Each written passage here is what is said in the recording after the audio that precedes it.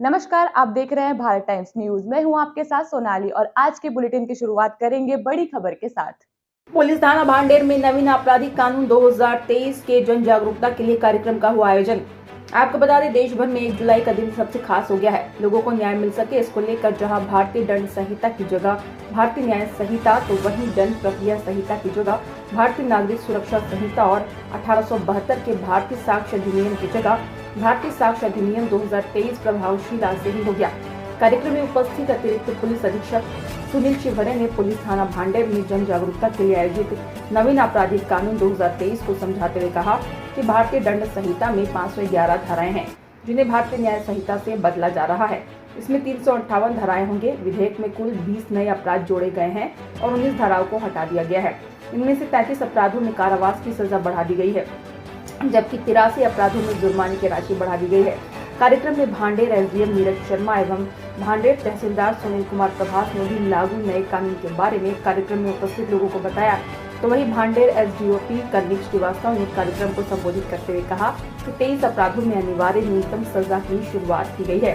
इसी तरह से भारतीय नागरिक सुरक्षा संहिता CRPC की जगह लेगी। बिल में कुल 177 प्रावधानों को बदला गया है और इसमें 9 नई धाराएं और 39 नई धाराएं जोड़ी गई है।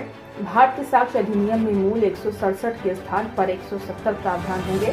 2 नए प्रावधान और 6 उप प्रविधान जोड़े गए हैं और 6 प्रविधानों को हटाया गया है। कार्यक्रम में पुलिस अधिकारियों के अलावा अधिवक्ता गण, शहर के गणमान्य नागरिक, पत्रकार एवं बड़ी संख्या में शहर के पुरुष एवं महिलाएं मौजूद रही। सबसे मूल कारण ये है कि आप लोगों के अंदर ऐसा करो कि साहब 307 नहीं लगाई है, ये तो आपने 109 लगा था। जो 307 है वो 109 है। विभिन्न धाराओं के जो क्रम चेंज हुए अभी सभी लोगों ने बताए हैं। जो मूल चीज है जो मैं बताने जा रहा हूँ, सबसे मेन कारण क्या था? जो कानून अंग्रेजों द्वारा बनाए गए थे उनका उद्देश्य राज्य की सुरक्षा पहले, तो उसमें राज्य की सुरक्षा से संबंधित प्रावधान पहले होते थे अध्यायों में, नागरिकों से रिलेटेड प्रावधान बाद में होते थे। तो सबसे पहला जो उनके बदलने का कारण ये था कि नागरिक फर्स्ट, तो सबसे ज्यादा जो इम्पोर्टेंस इन कानून में दिया है वो दिया है महिला और बच्चों को, इसीलिए उनके सेक्शन पहले रखे हैं। साथ ही क्या होता था, सबको जानकारी की होगी। एक तो मैं सबसे पहले बताऊं, जैसे IPC था जो भारतीय दंड विधान था, वो अब भारतीय न्याय संहिता हो गया है। DNSS हो गया है, भारतीय नागरिक सुरक्षा संहिता। साक्ष्य अधिनियम में नाम में कुछ विशेष बदलाव नहीं है और धाराएं जो है वो कुछ नए प्रावधान जो है, जैसा कि अपनी SDM साहब ने भी बताया कि अब जो है वो डिजिटल एविडेंस जो फोन से रिकॉर्डिंग होती है वो अब उसको बहुत ज़्यादा प्राथमिकता जो है वो हो जाता था अपने कदम बदल देना, अब वो वैसा नहीं रह जाएगा।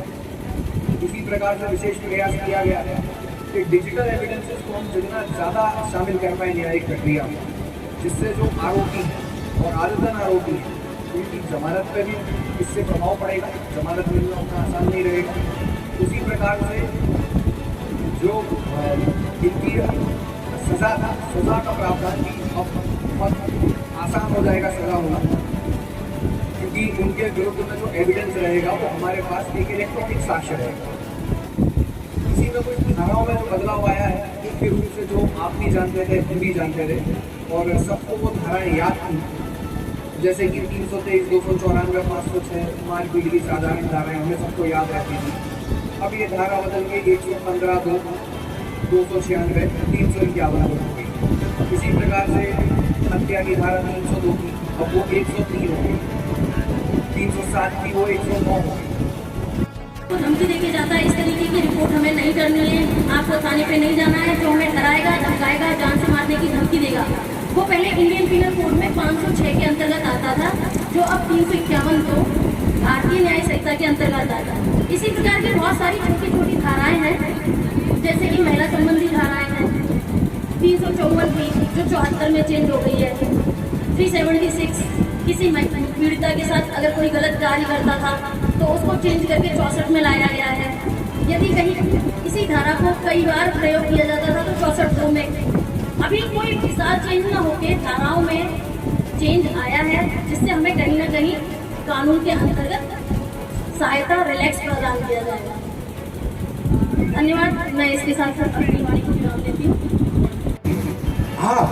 आपके बच्चे बहुत कुछ हम बच्चों से सीखते हैं, हम क्या, क्योंकि वो देखते हैं उन चीजों का उपयोग यदि सही चीज में किया जाए, अपनी समस्याओं के निराकरण के लिए क्या कानून है, क्या प्रावधान है, क्या चेंजेस है, क्या होना चाहिए, उसमें यदि तो लंबा इतना नहीं भटकना पड़ेगा।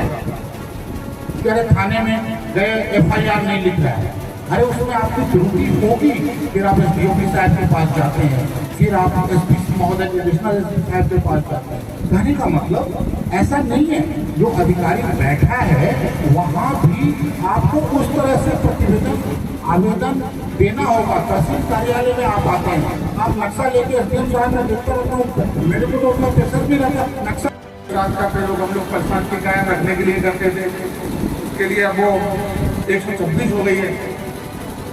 इसको 107 अपन पहले प्रयोग करते थे, अब वो 126 हो गई है।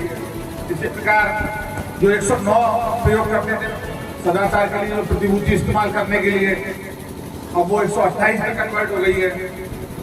116 जो सूचना दी जाती थी उसकी जानकारी के परीक्षण के लिए, वो अब 135 में कन्वर्ट हो गई है। और जो भाड़े में सबसे ज्यादा प्रयोग होती है धारा, वो 133 न्यूसेंस हटाने के लिए जो प्रयोग होती है, वो अब 152 में बदल दी गई है। इसी प्रकार 145 जहाँ भूमि के जल से संबंधित विवादों में परेशान की संभावना रहती है,